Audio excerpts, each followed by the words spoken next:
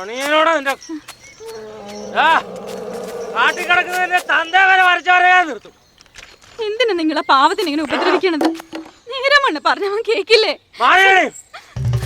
നിന്റെ തന്ത ആനപ്പുറത്തെ ഗുണവിചാരം എന്നോട് ഇറക്കല് കേട്ടോ. അയ്യോ വേണ്ട, അവൻ പാവ. നിങ്ങളുടെ തലയ്ക്ക് ഭ്രാന്തായോ? എനിക്ക് ഭ്രാന്താടി ഭ്രാന്തം.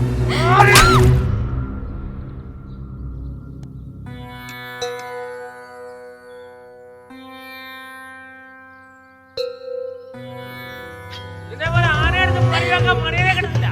മണിയെ പിടിച്ചാ പിടിവിടത്തില്ലടി. ആനയാണേലും ആനാണേലും അതുകൊണ്ടാണ് എന്നെ മുതലേന്ന് വിളിക്കുന്നത്. വടക്കാരി വടക്കാരി.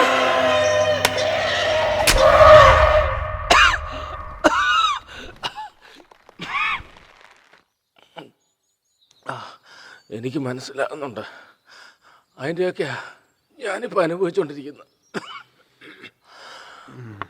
പ്രതാപം നശിച്ചൊരു തറവാട്ടിൽ നിന്ന് ആനയെ കൊണ്ടുവന്നപ്പം ഒപ്പം അവിടുത്തെ പെണ്ണിനെയും കൈക്കലാക്കി എന്ന് ചങ്ങായിമാർ പറയുമ്പം എനിക്ക് വല്ലാത്ത ലഹരിയായിരുന്നു.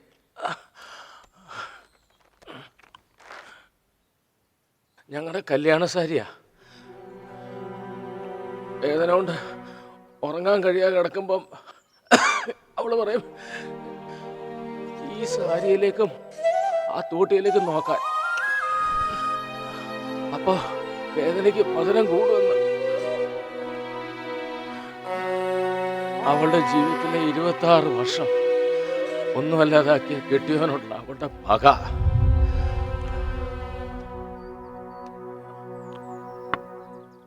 അല്ല, മോൻ ആരാണെന്ന് എനിക്കിതുവരെ മനസ്സിലായില്ല കേട്ടോ. മുറിവ് എങ്ങനെയുണ്ടെന്ന് ഞാനൊന്ന് നോക്കട്ടെ.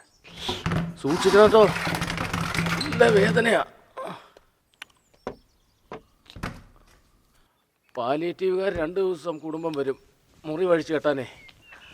കാര്യമൊന്നുമില്ല, വാട്ടം വെക്കൂല, ഷുഗർ അത്രയ്ക്കുണ്ടേ.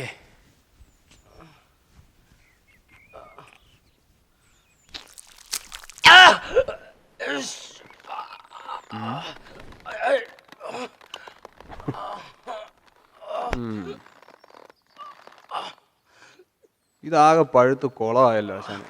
ഈ പാലിയേറ്റീവുകാർ തീരെ പോരാ.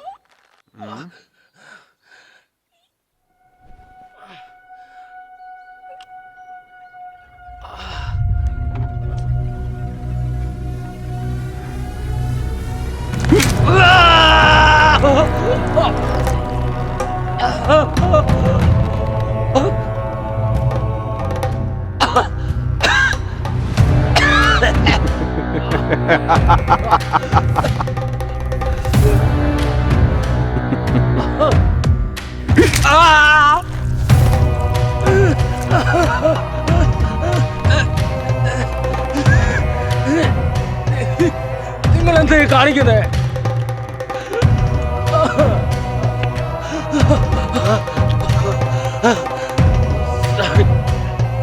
സ്നേഹം കൊണ്ട് കാണാമെന്ന് പരിചയക്കാരനാന്ന് പറഞ്ഞിട്ട്.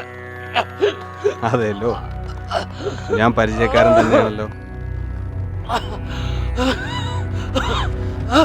പച്ചമാംസത്തിൽ പച്ചിരുമ്പ് കുത്തുമ്പോ നല്ല സുഖം കിട്ടുന്നുണ്ടോ മണിയാശാന്?